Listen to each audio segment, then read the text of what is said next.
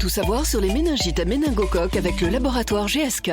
Véronique Loncle-Provost, directrice scientifique pour le laboratoire GSK, nous a expliqué aujourd'hui qu'une méningite à méningocoque est une infection des méninges imprévisible, rare, grave, dont les premiers symptômes ressemblent à ceux d'une grippe, mais qui deviennent rapidement plus intenses. Elle nous a rappelé que la rapidité est essentielle et qu'il faut contacter son médecin au moindre doute.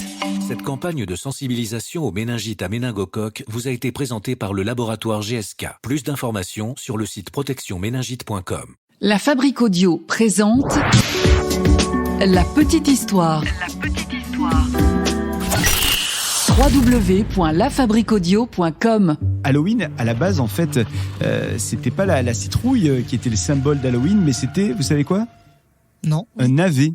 C'était le navet qui était la référence à la légende des contes irlandais, puisque Halloween est irlandais. Et donc, c'est une fête qui tient ses origines des îles anglo-celtes, une fête qui a plus de 2500 ans.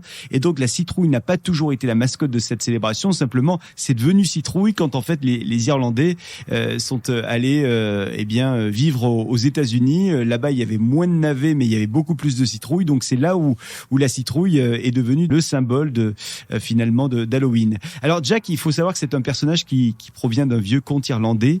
Il s'agit d'un avare, d'un ivrogne, d'un méchant. Il est égocentrique et en fait il va rencontrer quelque temps avant son décès, il va rencontrer le diable dans un bar et puis alors il se prend un peu la tête avec lui, etc.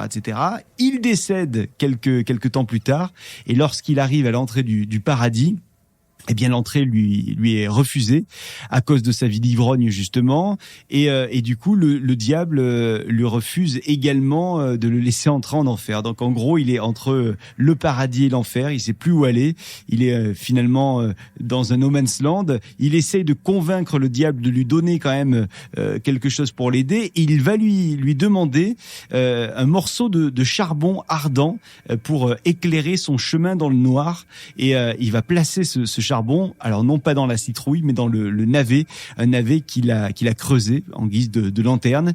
Et donc, il est condamné à errer sans but entre le paradis et l'enfer jusqu'au jour du jugement dernier. Et donc, c'est pour ça qu'il a besoin de cette lanterne pour se donner quand même un petit peu de lumière.